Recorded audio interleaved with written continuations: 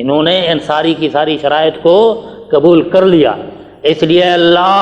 ان سے جو زمانہ کفر میں نافرمانی ہوئی ہیں اور زیادتی ہوئی ہیں، اے اللہ تو بھی ان کو معاف کر دے۔ جب اے میرے رسول تو ان کے لیے مغفرت کی دعا کرے گا تو پھر دیکھ ان اللہ غفور، اللہ کو بھی تو غفور ہی پائے گا، وہ بھی ان کو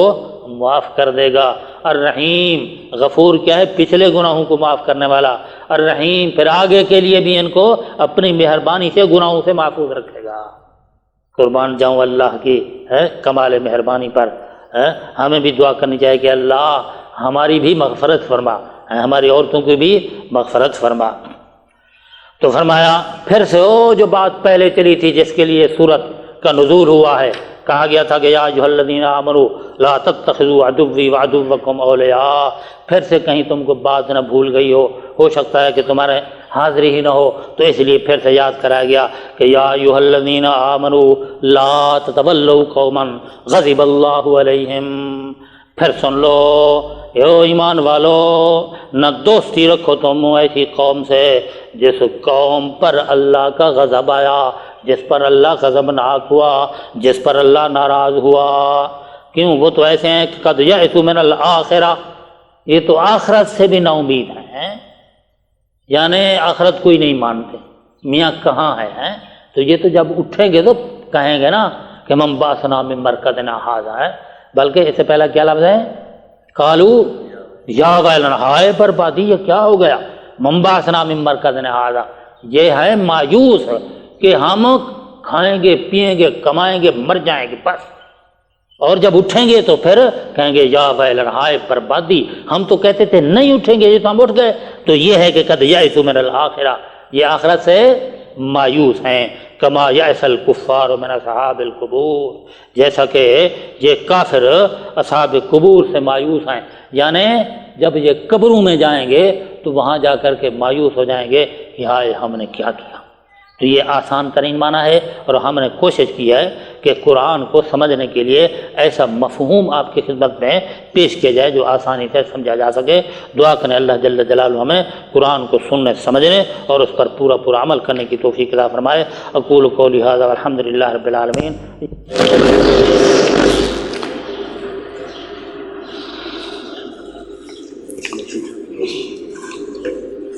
نحمد ونصلی علی رسولہ الکریم، اما بعد فاعوذ باللہ من الشیطان الرجیم، بسم اللہ الرحمن الرحیم۔ سبح للہ ما فی السماوات وما فی الارض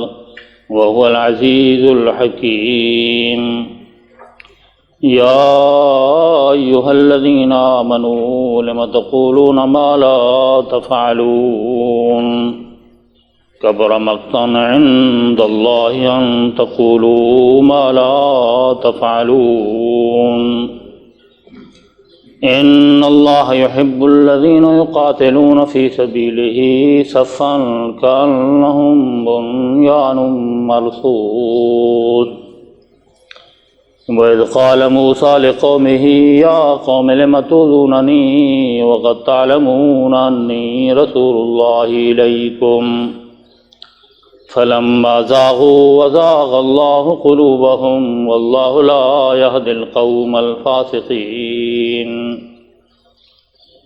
وَإِذْ قَالَ عِيسَى ابْنُ مَرْيَمَ يَا بَنِي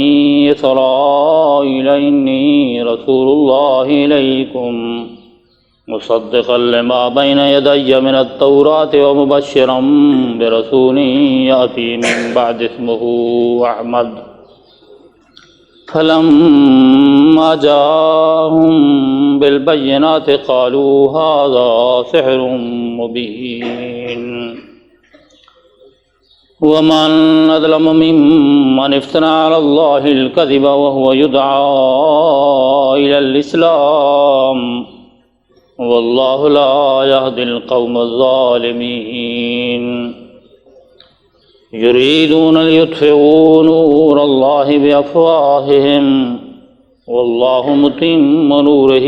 ولو کرہ الکافرون۔ هو الذي أرسل رسوله بالهدى ودين الحق ليظهره على الدين كله ولو كره المشركون صدق الله مولانا العظيم رب اشرح لي صدري ويسر لي أمري واحلل عقدة من لساني يفقهوا قولي سبحانك لا علم لنا إلا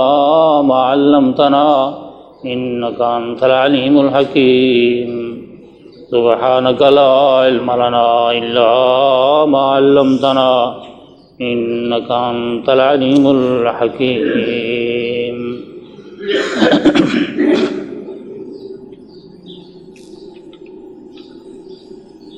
پچھلی صورتوں میں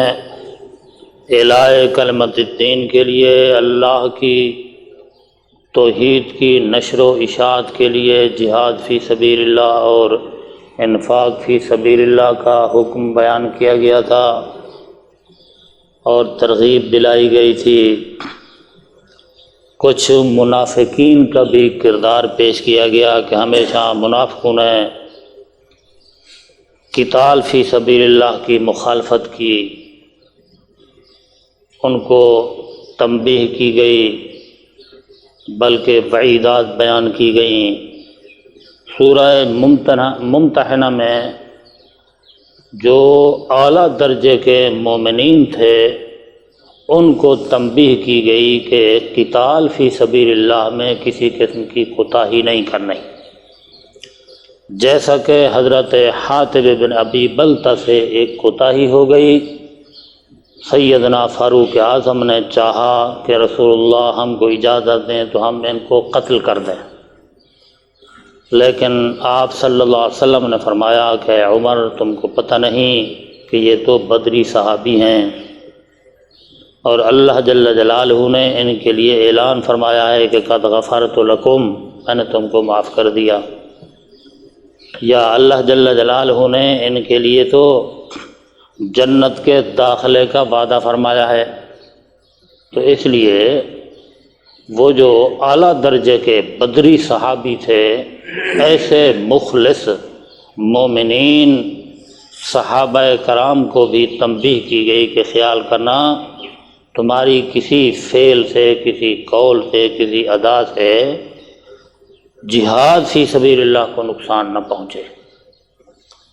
اور آج کی اس سورہ صف میں وہ جو اس سے کم درجے کے مومنین ہیں وہ مخلص مومن، لیکن وہ تھے کہ ابرار، تو ابرار کے لیے، نیک لوگوں کے لیے، مخلص مومنین کے لیے جو عام مومنین ہیں ان کو تنبیہ کی جا رہی ہے کہ دیکھنا تمہارے کسی قول و فعل سے، کردار سے جہاد فی سبیل اللہ کو نقصان نہ پہنچے، یا جہاد فی سبیل اللہ کی مخالفت نہ کرنا۔ حتیٰ کہ ایک قوم کا قصہ بیان کر کے کہا گیا کہ دیکھیے اس قوم نے بھی اللہ کے نبی کے حکم پر قتال فی سبیل اللہ نہ کیا بلکہ اس کی مخالفت کی اور اس میں کوتاہی کی، تو دنیا میں ہی ان پر عذاب آ گیا۔ چنانچہ سب سے پہلے اللہ جل جلالہ نے فرمایا سبح للہ ما فی السماوات و ما فی الارض، تسبیح بیان کرتی ہیں اللہ کے لیے ساری وہ چیزیں جو آسمانوں میں ہیں اور ساری وہ چیزیں جو زمین میں ہیں۔ آسمانوں کی ساری مخلوق، زمینوں کی ساری مخلوق، فضاؤں کی ساری مخلوق اللہ ہی کے گن گاتی ہے، اسی کی ہی پاکی بیان کرتی ہے۔ ساری کی ساری چیزیں زبان حال سے اور زبان قال سے یہ بیان کرتی ہیں۔ یہ نباتات و جمادات، نباتات کا ایک ایک درخت ہیں، اس کا ایک ایک پتا، ایک ایک ٹہنا، ایک ایک پھول اور ایک ایک پھل اس بات کی گواہی دیتا ہے کہ اس پودے کو بنانے میں اللہ کا کوئی شریک نہیں، اس کے بڑھانے میں اللہ کا کوئی شریک نہیں، پھر اس پودے پر پتوں کو لانے میں، پتے پھر پھول لانے میں، پھولوں کو پھل بنانے میں اللہ کا کوئی شریک نہیں۔ سبح للہ، ایک ایک چیز اللہ کی تعریف بیان کرتی ہے اور پاکی بیان کرتی ہے کہ اللہ وحدہ لا شریک ہے، اس کا کوئی شریک نہیں، نہ اس کے ناموں میں کوئی شریک ہے، نہ اس کے کاموں میں کوئی شریک ہے، نہ اس کی صفتوں میں کوئی شریک ہے۔ یہ توحید کا تذکرہ کیا گیا تاکہ وہ جہاد فی سبیل اللہ کی باتوں میں آپ اتنے مصروف ہو جائیں کہ آپ کو اصل مسئلہ ہی بھول جائے کہ جہاد کس لیے کیا جا رہا ہے۔ جہاد کیا جا رہا ہے اللہ کی توحید کی نشر و اشاعت کے لیے، تو اس لیے سب سے پہلے وہی بیان کیا گیا، اور ساتھ یہ بھی کہہ دیا کہ وَهُوَ الْعَزِيزُ، وہ زبردست ہے، وہ اللہ بڑی قوتوں والا ہے۔ اگر کسی نے نہ مانا تو وہ اپنی گرفت میں بھی لے سکتا ہے۔ الحکیم، اور اگر کسی بہت بڑے نافرمان کو نہ بھی پکڑے تو یہ اس کی حکمتوں کا تقاضا ہے کہ وہ مہلت دیتا ہے، ہماری مہلت کو غفلت نہ سمجھنا۔ اللہ واللہ۔ اس کے ساتھ ایک اصول کے طور پر بات بیان کی، اگرچہ اصل بات وہی جہاد فی سبیل اللہ ہے، چونکہ جہاد فی سبیل اللہ انفاق فی سبیل اللہ کے بغیر نہیں ہو سکتا۔ کوئی شخص یہ چاہے کہ اللہ کے راستے میں مال خرچ نہ کرو اور جہاد ہو جائے، ایسا ہرگز نہیں ہو سکتا۔ اس لیے اللہ جل جلالہ نے پہلے مال خرچ کرنے کا ذکر کیا اور اس کے بعد جان خرچ کرنے کا ذکر کیا۔ پہلے مال خرچ ہوتا ہے اور پھر جان خرچ ہوتی ہے اور وقت خرچ ہوتا ہے۔ تو اس لیے یہ بات جب ذہن نشین ہو تو پھر اس اصول کو جو اللہ وحدہ لا شریک نے بیان فرمایا، تو یہ اصول ایک جامع اصول کہہ کر کے ہے، کیونکہ اللہ جل جلالہ کی یہ کتاب بڑی جامع کتاب ہے۔ جیسے اللہ جامع جمیع صفات کمال ہے، ایسی اس کی یہ صفت بھی بڑی جامع صفت ہے۔ اس لیے جو ہے اس کتاب کی فصاحت و بلاغت اور عظمت ہے یہ کہ ایسے ایسے قیمتی اصول قرآن بیان کرتا ہے۔ فرمایا یا ایھا الذین آمنوا لم تقولون ما لا تفعلون، اے لوگو ایمان والو، کیوں کہتے ہو تم وہ بات جو کرتے نہیں ہو؟ وہ بات ہی تم نے کیوں کہی جن کو تم کرتے نہیں ہو؟ تو اس سے بظاہر یہ پتہ چلتا ہے کہ جو لوگ امر بالمعروف کرتے ہیں، کسی کو نیکی کی بات کہہ دی، کسی کو نیکی کی ترغیب دے دی، تو قرآن کہتے لم تقولون ما لا تفعلون، وہ خود کرتا نہیں۔ ایک آدمی نماز نہیں پڑھتا، دوسرے کو کہتے ہیں نماز پڑھو، چلو کہیں دور نہ جاؤ، اپنے بچوں کو کہتا ہے جاؤ چلو نماز پڑھو۔ کوئی شخص خود تو جھوٹ بولتا ہے، دوسرے کو کہتا ہے کہ میاں جھوٹ نہ بولو۔ بظاہر یہ معنی بھی اس کا لگتا ہے کہ لم تقولون ما لا تفعلون، وہ بات ہی کیوں کہتے ہو جو خود کرتے نہیں ہو۔ یہ آیت ایک حیثیت سے مشکلات قرآن میں سے بھی ہے کہ عام آدمی اس کو سمجھ نہیں سکتا، تو الحمدللہ ہمارے اکابرین مفسرین نے اللہ جل جلالہ کی مدد و نصرت ان کی حامی و ناصر ہو، اور اللہ جل جلالہ ہمارے ان مفسرین پر قرون و رحمت نازل فرمائے، ایسے شاندار طریقے سے قرآن کی ایک ایک بات، ایک ایک لفظ اور ایک ایک اصول کو پیش کیا تاکہ اللہ جل جلالہ کا وہ جو قرآن کا مقصد ہے وہ لوگوں تک پہنچ جائے۔ تو فرمایا یا ایھا الذین آمنوا لم تقولون ما لا تفعلون، او ایمان والو کیوں دعویٰ کرتے ہو تم اس بات کا جس بات کو کرتے نہیں ہو؟ یعنی ایسی بات کا دعویٰ نہیں کرنا چاہیے جس کو تم کر نہیں سکتے، کیونکہ جس وقت حضرت موسیٰ علیہ السلام کی قوم بنی اسرائیل پر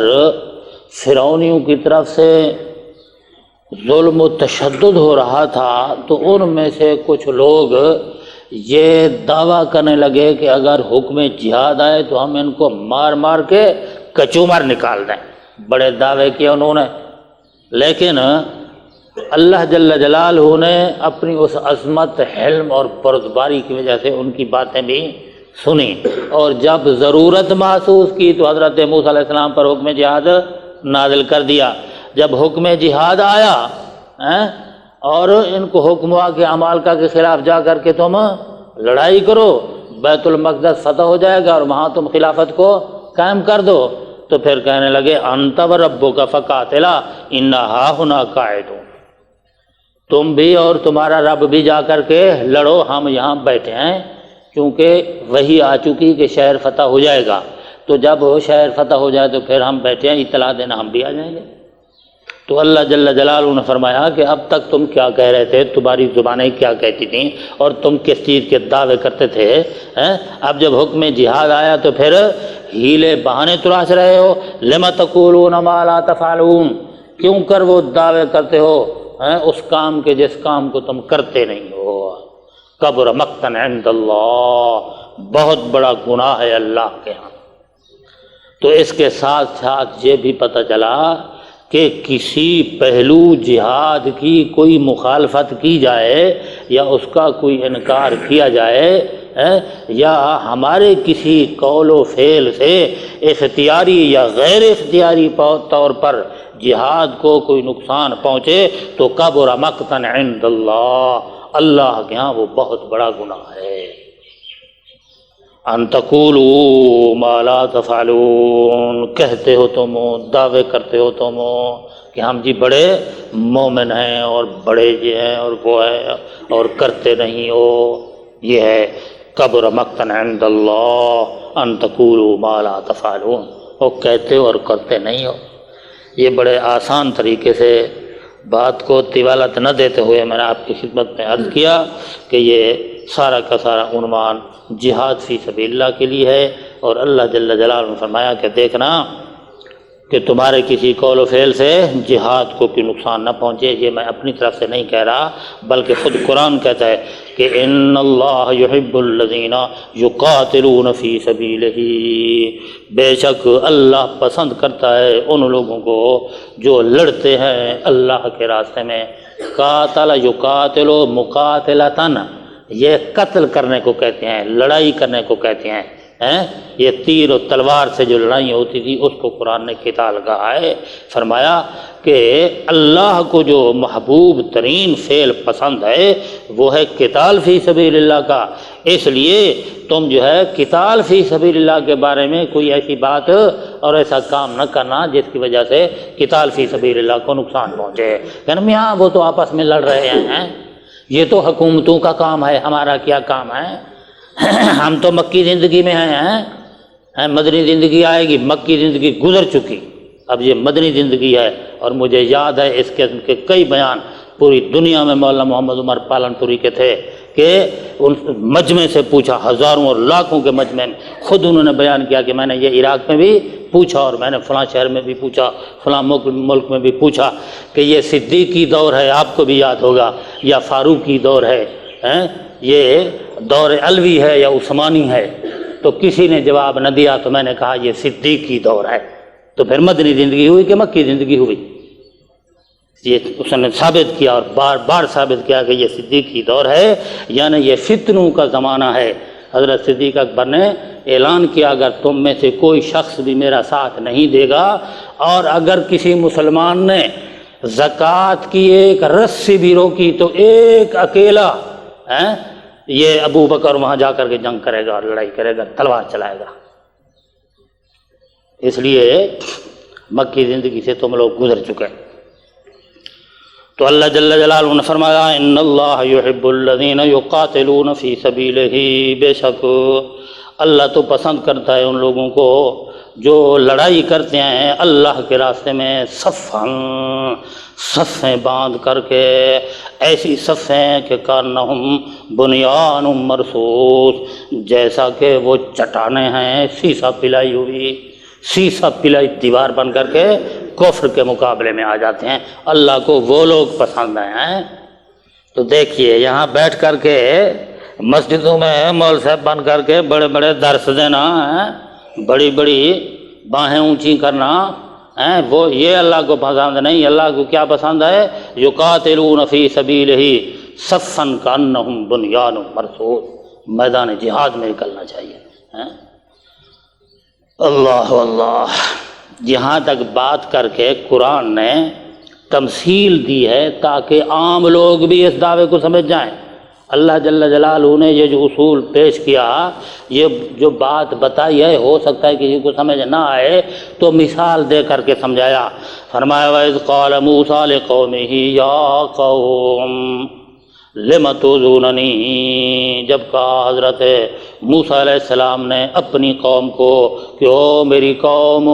لِمَ تُؤْذُونَنِی، کیوں کر تم مجھ کو تکلیفیں پہنچاتے ہو، کیوں کر تم مجھ کو ایذا پہنچاتے ہو۔ یہ ایذا جو ہے یہ زبان سے جو بات کی جائے نا اور ناگوار گزرے تو اس کو عربی لغت میں ایذا کہتے ہیں۔ ہمارے ہاں چونکہ ایسے الفاظ ہی نہیں ہیں، ہم ترجمہ کیا کر سکتے ہیں، ہم تو ترجمہ نہیں کرتے ہیں، تو اس لیے ایذا کا معنی یہاں کا ہے جو بات منہ سے کہہ کر کے آگے تکلیف پہنچائی جائے۔ تو منہ سے انہوں نے کیا کہا تھا اسرائیلیوں نے حضرت موسیٰ علیہ السلام کو کہ انت وربک فقاتلا انا ہاہنا قاعدون، یہ انہوں نے منہ سے بات کہی، حضرت عیسیٰ علیہ السلام کو تکلیف پہنچی تھی۔ معلوم ہوتا ہے کہ مبلغ اسلام کو منہ سے کوئی ایسی بات کہہ کر کے اگر تکلیف پہنچائی جائے یا اشارہ کنایے سے یا صاف لفظوں میں کہا جائے کہ ہم تمہارے ساتھ مل کر کے جہاد فی سبیل اللہ نہیں کر سکتے، تو یہ وقت کے پیغمبر کو ایذا پہنچانے کے برابر ہے۔ لِمَ تُؤْذُونَنِی، او میری قوم تم مجھے کیوں کر ایذا پہنچاتے ہو، وَقَدْ تَعْلَمُونَ أَنِّي رَسُولُ اللَّهِ، تم کو یہ بھی پتہ ہے کہ میں اللہ کا سچا رسول ہوں۔ یہ پتہ ہے کہ یہ مومن ہیں، یہ مسلمان ہیں اور ان پر کفر قبضہ کر رہا ہے، ان پر تکلیفیں پہنچا رہا ہے، ان پر بمباری کر رہا ہے، اور یہ کہیں نہیں جی یہ تو آپس میں لڑ رہے ہیں۔ وَقَدْ تَعْلَمُونَ أَنِّي رَسُولُ اللَّهِ إِلَيْكُمْ،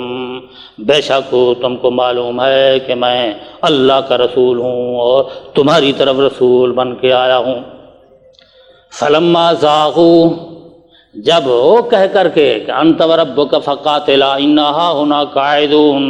یہ کہہ کر کے زاغوا پھر گئے، یہ کہہ کر کے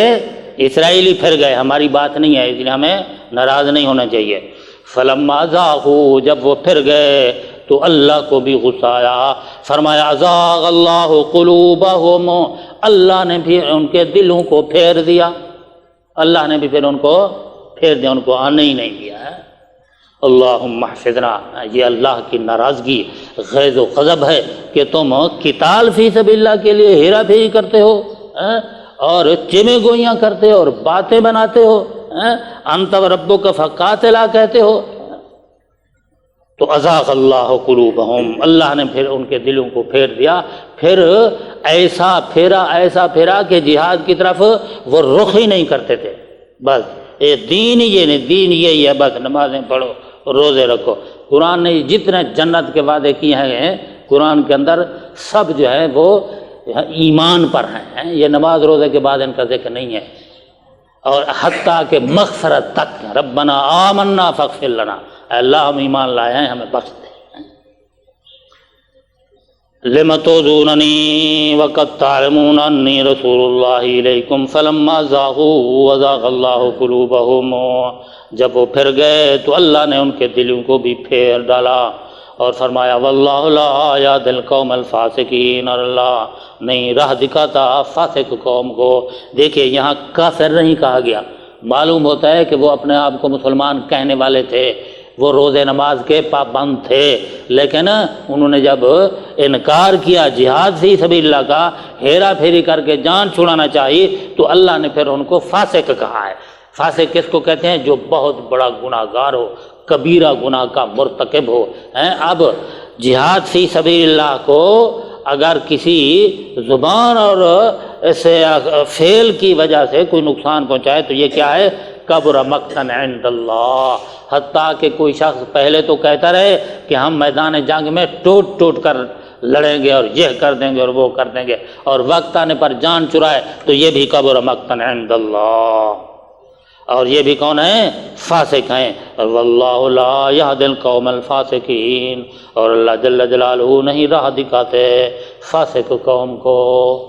فاسقین کو اللہ ہدایت کا راستہ نہیں دکھاتا، پھر جو کچھ وہ کر رہا ہوتا ہے اسے وہی سیدھی راہ نظر آتی ہے، وہ اسلام کی مخالفت ہی کیوں نہ کر رہا ہو۔ یہ ہمارے سرداران جو بیٹھے ہوئے ہیں وہ بھی یہی کہتے ہیں کہ ہم ملک کو بچانے کے لیے ایسا کر رہے ہیں۔ او ظالمو، تم نے تو ملک کو تباہ کر دیا ہے، تمہارے ملک کا اور قوم کا اور مذہب کا اور نظریے کا کیا بچایا ہے؟ نظریے کی سرحدیں بھی تم نے توڑ ڈالی ہیں اور ملک کی سرحدیں بھی تم نے تباہ کر ڈالی ہیں۔ اللہ اللہ، ایک نئے انداز کے ساتھ دوسری مثال پیش کر کے سمجھایا گیا۔ یہ تو تھی نا بنی اسرائیل کی بات، قوم موسیٰ کی بات۔ آگے فرمایا وَإِذْ قَالَ عِيسَى ابْنُ مَرْيَمَ يَا بَنِي إِسْرَائِيلَ إِنِّي رَسُولُ اللَّهِ إِلَيْكُمْ، اور جب کہا حضرت عیسیٰ ابن مریم نے کہ او بنی اسرائیل، بے شک میں اللہ کا رسول ہوں اور تمہاری طرف آیا ہوں۔ حضرت موسیٰ علیہ السلام نے بھی یہی کہا کہ انی رسول اللہ الیکم، میں بھی تمہاری طرف اللہ کا رسول بن کے آیا۔ حضرت عیسیٰ علیہ السلام نے بھی یہی کہا کہ انی رسول اللہ الیکم، اور میری صداقت کی یہ دلیل ہے کہ مصدقا لما بین یدی من التوراۃ، تصدیق کرنے والا ہوں اس تورات کی جو میرے سامنے ہے، جو مجھ سے پہلے آ چکی ہے، اس تورات کو بھی میں اللہ کی کتاب کہتا ہوں۔ تو یہ سچے کی صداقت کو بیان کرنا بھی صداقت کی دلیل ہے۔ تو گویا حضرت موسیٰ علیہ السلام کی نبوت کی بھی اس نے تصدیق کی، اور حضرت موسیٰ علیہ السلام پر نازل ہونے والی تورات جیسی کتاب کی بھی حضرت عیسیٰ علیہ السلام نے تصدیق کی۔ تو پتہ چلا یہ بھی سچا ہے کہ سچے نبی کی اور سچی کتاب کی تصدیق کرتا ہے۔ اسی کو بطور دلیل کے پیش کر کے کہا کہ بنی اسرائیل انی رسول اللہ علیکم مصدقا لما بین یدی من التورات، میں تو یہ سامنے جو مجھ سے پہلے نازل ہونے والی تورات ہے اس کی بھی تصدیق کرنے والا ہوں۔ اور ساتھ سن لو، جیسے اس آئی ہوئی کتاب کی میں تصدیق کرتا ہوں اور اس آئے ہوئے نبی کی میں تصدیق کرتا ہوں، ایسے ومبشرم برسول، میں ایک آنے والے رسول کی بھی خوشخبری دیتا ہوں۔ مبشرم برسول، آنے والے رسول کی بھی خوشخبری دینے والا ہوں۔ یاتی، وہ آئے گا، مضارع ہے مستقبل کے معنی میں، کہ وہ رسول آئے گا، من بعدی، میرے بعد آئے گا، کوئی درمیان میں فاصلہ نہیں ہے، میری نبوت چل رہی ہوگی اور وہ بھی آئے گا، من بعدی، میرے بعد آئے گا، اور اسمہ احمد، اس کا نام نامی، اس میں گرامی بھی احمد ہوگا۔ اس لیے حدیث شریف میں آتا ہے، خود رسول اللہ صلی اللہ علیہ وسلم فرماتے ہیں کہ آسمانوں پر میرا نام احمد ہے اور زمین پر میرا نام محمد ہے، تورات و انجیل زبور میں میرا نام احمد ہے اور قرآن میں میرا نام محمد ہے، فرشتوں میں میرا نام احمد ہے اور انسانوں میں میرا نام محمد ہے۔ تو حضرت عیسیٰ علیہ السلام نے اعلان فرمایا کہ میں جیسے حضرت موسیٰ اور تورات کی صداقت کا اعلان کرتا ہوں، ایسے میں محمد مصطفیٰ اور قرآن کی آمد کی بھی خوشخبری دیتا ہوں کہ برسولی یاتی من بعد اسمہ احمد، میرے بعد رسول آئے گا، اس کا نام نامی، اس میں گرامی احمد ہوگا۔ سب کو صلی اللہ علیہ وسلم۔ تو گویا پہلی بات بھی حضرت عیسیٰ علیہ السلام کی سچی کہ جس کی اس نے تصدیق کی ہے وہ سچا نبی اور سچی کتاب ہے، اور جس کی خوشخبری دی ہے وہ بھی سچا نبی اور سچی کتاب ہے۔ اب سب کو پتہ چل گیا، اور خاص طور پر بنی اسرائیل کو پتہ چلا کہ پہلے جو نبی آیا وہ بھی سچا، اور اس کے بعد جو نبی آئے گا وہ بھی سچا نبی ہوگا۔ لیکن بدقسمتی کی بات کہ لما جاءہم، جب وہ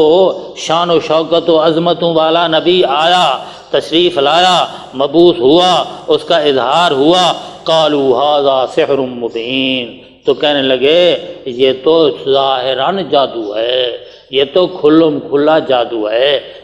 یہ چاند کو 2 ٹکڑے دیکھا تو کہا جادو ہے، اور کنکریوں نے کلمہ پڑھا تو کہنے لگے یہ جادو ہے، جادوگر کہہ کر کے ٹھکرا دیا، کہیں جادوگر کہہ کر کے ٹھکرایا اور کہیں اس کو جادو اثر کہہ کر ٹھکرا دیا کہ اس پر جادو کا اثر ہے۔ جیسے کسی پر جادو کا اثر ہو جائے تو پھر وہ دن بھر ایک ہی بات کرتا رہتا ہے کہ میاں اللہ کی طرف آؤ، میاں اللہ کی طرف آؤ۔ تو اللہ جل جلالہ نے فرمایا اچھا اس کی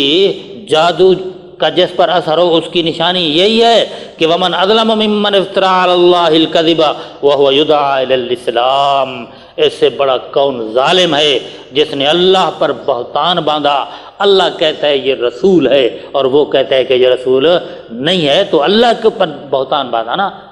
کہ اللہ کو نعوذ باللہ اس نے جھوٹا کہا، اور پھر ایسے شخص کے لیے کہ وہ یدعی الی الاسلام، جو اسلام کی طرف دعوت دیتا ہے، ایسے شخص کو جادو اثر کہہ کر کے جھٹلا دیا، بڑا ظالم ہے۔ واللہ لا یہدی القوم الظالمین، اور اللہ نہیں راہ دکھاتا ایسی قوم کو جو بے انصاف قوم ہے۔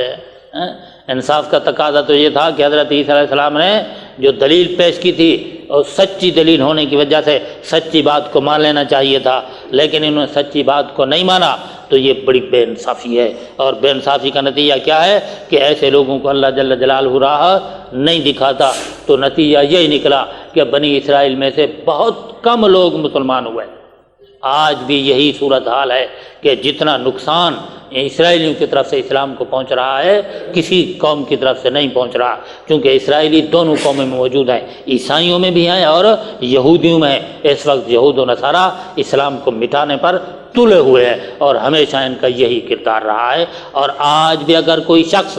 اس جہاد فی سبیل اللہ کی مخالفت کرتا ہے تو گویا اس نے وہی کردار ادا کیا جو بنی اسرائیل نے حضرت موسیٰ علیہ السلام کے ساتھ، حضرت عیسیٰ علیہ السلام کے ساتھ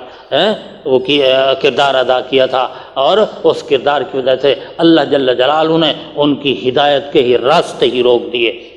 اب ان کو پتہ ہے کہ ہم اپنے مقدس کتاب قرآن کی صداقت کے لیے ان کی کتابوں کے حوالے بھی پیش کرتے ہیں کہ انہوں نے تسلیم کیا ہے کہ یہ اللہ کی کتاب ہے، لیکن لوگ سن کر کے، دوسرے مذاہب اور فرقوں کے لوگ سن کر کے کہ نصارہ کی تشخیص یہی ہے، یہودی مصنفین کی تشخیص یہی ہے کہ یہ وہی کتاب ہے جو محمد رسول اللہ صلی اللہ علیہ وسلم پر نازل ہوئی تھی، وہ تو مان گئے لیکن خود یہودیوں نے نہیں مانا، بنی اسرائیل نے نہیں مانا، یہود و نصارہ نے نہیں مانا، یہودی یہودی ہی رہا اور نصرانی نصرانی ہی رہا۔ یہ اللہ کی ناراضگی ہے، اور فرمایا یہ کیوں کر نہیں مانتے؟ ان کا خیال یہ ہے کہ یریدون لیطفئوا نور اللہ بافواہہم، ارادہ رکھتے ہیں کہ بجھا دیں گے اللہ کی روشنی کو اپنے منہ کے پھونکوں سے۔ یہ پھونکے مار مار کر کے کہ ہم یہ کر دیں گے اور وہ کہ یہ ہوتا ہے نا پھونکے، یہ دعوے کر کر کے اور یہ پھونکے مار مار کر کے ڈراوے سنا سنا کر کے ان کا خیال ہے کہ جو اسلام کی روشنی ہے یہ ختم ہو جائے گی، اسلام کی روشنی ان کے کہنے سے ختم ہو جائے گی، ان کے ان پھونکوں سے جو ہے یہ ختم ہو جائے گی۔ حالانکہ واللہ متم نورہ ولو کرہ الکافرون، اللہ کے ہاں تو یہ فیصلہ ہو چکا کہ وہ تمام کرے گا اپنے نور کو، وہ مکمل کرے گا اپنے نور کو، وہ پورا کرنے والا ہے اپنی اس روشنی کو، اگرچہ کافر چڑھتے ہی کیوں نہ رہیں، کافروں کو جتنی ہی چڑھ کیوں نہ ہو، یہ قرآن نافذ ہو کے رہے گا، یہ اللہ کی کتاب آ کے رہے گی اور لوگ مومن بن کے رہیں گے، یہ سلسلہ چلتا ہی رہے گا، یہ قتال فی سبیل اللہ ہوتا ہی رہے گا، یہ اللہ نے پہلے سے ہی اعلان کر دیا کہ فتح ان کے لیے ہے۔ یریدون لیطفئوا نور اللہ بافواہہم واللہ متم نورہ ولو کرہ الکافرون۔ کیوں؟ اس لیے کہ هو الذی ارسل رسولہ بالہدی، وہ ذات ہے جس نے بھیجا اپنے رسول کو ہدایت دے کر کے، بالہدا، یہ مدارک والا نے لکھا بالہدا سے مراد قرآن ہے، کہ اللہ تو وہ ہے جس نے بھیجا اپنے رسول کو قرآن دے کر کے، قرآن جیسی مقدس کتاب عطا کر کے، اور ایسی کتاب دی ہے کہ جس کے اندر دین الحق، سچا دین ہے۔ یہ سچا دین قرآن کے ذریعے عطا کر کے اللہ جل جلالہ نے اپنے سچے رسول کو بھیج دیا، اور یہ فیصلہ کر کے بھیجا کہ لِیُظْہِرَہُ عَلَى الدِّینِ کُلِّہ، غالب آئے گا تمام ادیان باطلہ پر، یہ دین ہمیشہ غالب ہی رہے گا۔ قوم اگرچہ غالب نہ رہے، اپنی کمی کوتاہیوں کی وجہ سے مار کھاتی رہے، لیکن لِیُظْہِرَہُ عَلَى الدِّینِ کُلِّہ، یہ دین ہمیشہ غالب ہی رہے گا۔ جب کبھی اسلام کے مقابلے میں کوئی مذہب بھی آئے گا، دلائل و براہین کے مقابلے میں وہ مار کھا جائے گا، اس کا مقابلہ نہیں کر سکتا۔ ہمیشہ ہمیشہ کے لیے اللہ جل جلالہ نے یہ فیصلہ فرما دیا۔ یہ اظہر یظہر اظہاراً، جس کی وجہ سے پہلے بھی پرانا مدرسہ مظاہر العلوم، اور والد صاحب وہاں کے پڑھے ہوئے تھے، انہوں نے بھی اس مدرسہ کا نام مظاہر العلوم رکھا کہ اس میں غالبیت ہے کہ دینی علوم کو غلبہ حاصل رہے۔ تو اسی لفظ کے معنی سے کہ یہاں جو معنی کیا گیا ہے کہ لِیُظْہِرَہُ عَلَى الدِّینِ کُلِّہ، شاہ صاحب نے کیا معنی لکھا ہے؟ تاکہ اوپر کرے، قربان جاؤں، قدیم زمانے کا اردو ہے، تاکہ غالب کیا جائے اس دین کو تمام ادیان پر۔ اور یہ ایسے نہیں وَلَوْ كَرِهَ الْمُشْرِكُونَ، اگرچہ مشرک چڑھتے ہی رہیں، یہ دین اسلام غالب ہو کے رہے گا۔ یہ بلند پایا دین ہے، اس کے صداقت اور اس کی عظمت کے دلائل و براہین ایسے واضح ہیں، ایسے واضح ہیں کہ کوئی دنیا کے بڑے سے بڑا ریفارمر اور بڑے سے بڑا ماہر جو ہے اس کی صداقت کو جھٹلا نہیں سکتا ہے۔ نبی بھی سچا اور قرآن بھی سچا، دین شریعت بھی سچی ہے، اسلام بھی سچا ہے اور ایمان بھی سچا۔ اس لیے اللہ کا نمائندہ حضرت جبریل امین جب رسول اللہ صلی اللہ علیہ وسلم کے پاس آیا تو اس نے آ کر کے سب سے پہلے کیا سوال کیا کہ مل اسلام، اسلام کیا ہے؟ جب آپ نے فرمایا کہ اسلام یہ ہے کہ تو اللہ کی وحدانیت کی گواہی دے کہ ایک ہے، محمد رسول اللہ کی نبوت کی گواہی دے، اور نماز کو ادا کر، روزے رکھ اور بیت اللہ کا حج کر، یہ 5 چیزیں بیان کی تو حضرت جبریل نے کہا صدقتا۔ اس کے بعد پھر دوسرا سوال کیا کہ مل ایمان، تو فرمایا ایمان یہ ہے کہ تو اللہ پر، اللہ کے رسولوں اور اللہ کی کتابوں اور فرشتوں پر ایمان لیا، تو کہنے لگا صدقتا۔ اور پھر پوچھا کہ مل احسان، احسان کیا ہے؟ تو آپ نے فرمایا کہ تعبد اللہ کأنک تراہ، اپنے اللہ کی ایسے عبادت کر گویا تو اس کو دیکھتا ہے، اگر ایسا نہیں ہے تو وہو یراک، ایسے عبادت کر کے وہ تو تجھے دیکھ رہا ہے۔ اس لیے یہ سچا پکا دین ہے جس کی تصدیق حضرت موسیٰ علیہ السلام نے بھی کی، جس کی تصدیق حضرت عیسیٰ علیہ السلام نے بھی کی، جس کی صداقت کے دلائل و براہین اللہ جل جلالہ نے اپنی مقدس کتاب میں نازل فرمائے۔ اس لیے اللہ کا یہ فیصلہ ہے کہ ہمیشہ ہمیشہ یہ دین غالب رہے گا۔ اس لیے یہ سچا دین ہے۔ اس سچے دین کی نشر و اشاعت کے لیے جو تم جہاد کرو گے، جہاد فی سبیل اللہ بھی کرنا ہوگا اور انفاق فی سبیل اللہ بھی کرنا ہوگا، مال سے بھی اور جان سے بھی تم کو لڑنا ہوگا۔ اور اگر تم نے کوئی جہاد فی سبیل اللہ میں کمی کوتاہی کی تو پھر کبر مقتا عند اللہ، یہ بہت بڑا گناہ ہے اور پھر یہ بہت بڑا جرم ہے، جو اس جرم کو کرے اللہ کو وہ شخص پسند نہیں ہے۔ اس لیے دعا کریں اللہ جل جلالہ ہمیں قتال فی سبیل اللہ کے ہر حال میں کرنے کی توفیق عطا فرمائے، اور اس کی ترغیب دینے کی، جیسے نبی کو کہا گیا حرض المومنین علی القتال، مومنوں کو قتال کی ترغیب دے۔ اس لیے کسی پہلو سے ہم سے کوئی کمی کوتاہی ہوتی ہے تو اللہ جل جلالہ ہم کو معاف فرمائے، اور اس کی مخالفت کی وجہ سے جو تکلیفیں آتی ہیں ہمیں محفوظ فرمائے، اور جہاد فی سبیل اللہ کی توفیق عطا فرمائے۔ اقول قولی ھذا والحمد للہ رب العالمین۔ کہ یا رسول حرض المومنین، یا ایھا النبی حرض المومنین، کہ اللہ کے نبی مومنوں کو ترغیب دو، مومنوں کو تاکید کرو، سارے معنی یہاں پر لکھے ہیں، مومنوں کو تیار کرو جہاد فی سبیل اللہ کے لیے۔ وہاں تھا کہ ان کو ترغیب دو، یہاں خود اللہ جل جلالہ ترغیب دے رہے ہیں۔ فرمایا یا ایھا الذین آمنوا ھل ادلکم علی تجارۃ تنجیکم من عذاب علیم۔ اے لوگو ایمان والو، کیا دلالت کروں میں تم کو، کیا بتاؤں میں تم کو ایسی تجارت، ایسا کام، ایسا دھندا کہ تنجیکم من عذاب علیم، کہ وہ تجارت تم کو عذاب علیم سے نجات عطا کر دے۔ ایسی تجارت میں تم کو بتانا چاہتا ہوں جس سے تم کو اس دردناک عذاب سے نجات مل جائے گی۔ دیکھیے یہاں تنجیکم من عذاب علیم کہا گیا ہے، عذاب عظیم نہیں، کیونکہ خطاب مومنوں کو ہے، اس لیے وہ ظاہری طور پر مومن ہے یا پکا دل سے مومن ہے، دونوں کو خطاب ہے۔ معلوم ہوا کہ ایسا شخص جو کلمہ پڑھتا ہے وہاں احتمال ہوتا ہے منافقت کا، تو فرمایا ہم تم کو ایسا کام بتاتے ہیں، ایسی تجارت بتاتے ہیں، ایسا دھندا تم کو بتاتے ہیں جس سے تم کو منافقت سے نجات ملے گی، کیونکہ ہمیشہ قرآن نے عذاب علیم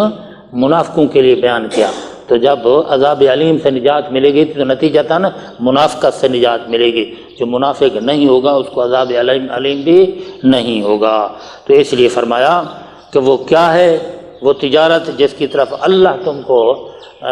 نشاندہی کرتا ہے، ترغیب دیتا ہے۔ فرمایا سب سے پہلی بات یہ ہے کہ تؤمنون باللہ ورسولہ،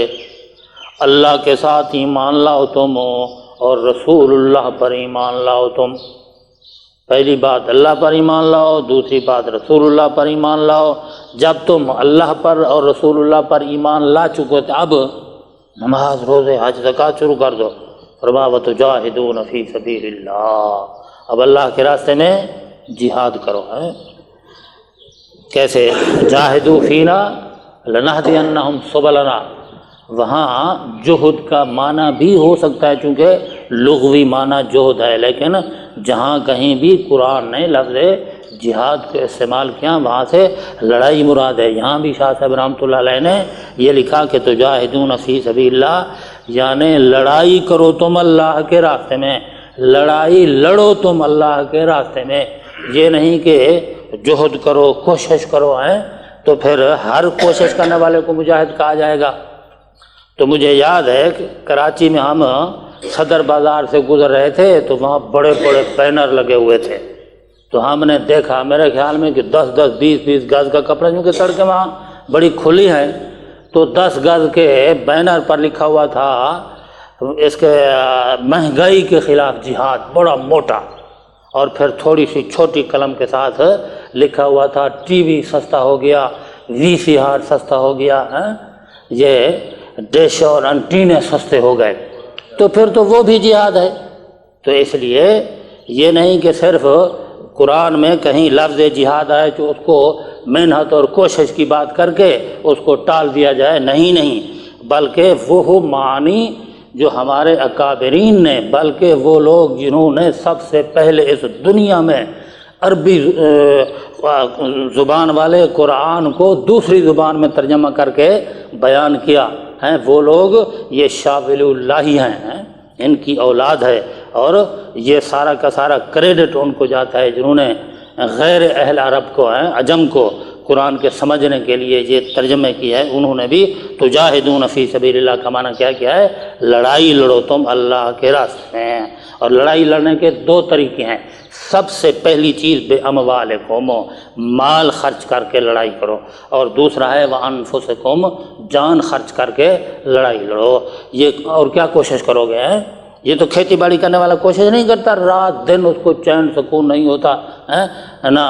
امن ہوتا ہے، کسی وقت پانی لگا رہا ہے اور کسی وقت بیج ڈالا ہے، کسی وقت ہل چلا رہا ہے، جو کچھ گھر میں ہوتا ہے وہ بھی سارا کا سارا کھیت پر خرچ کر دیتا ہے، پھر تو وہ بھی مجاہد ہوا۔ یہ کمہار جو برتن بناتا ہے یہ کوشش نہیں کرتا رات دن کہیں تھوڑی سی فضا میں بدلی نظر آ جائے کہ کہیں بارش نہ آ جائے تو اس پر کپ کپی طاری ہو جاتی ہے کہ میری ساری کی ساری یہ کمائی جو ہے یہ ضائع ہو جائے گی، اگر تھوڑی سی قطرے ہی میں اس کے بارے کے آ گئے تو پھر تو ساری دنیا مجاہد بن جائے گی۔ اس لیے وہی معنی ہم کریں گے جو ہمارے اکابرین مفسرین نے قرآن میں معنی کی ہیں۔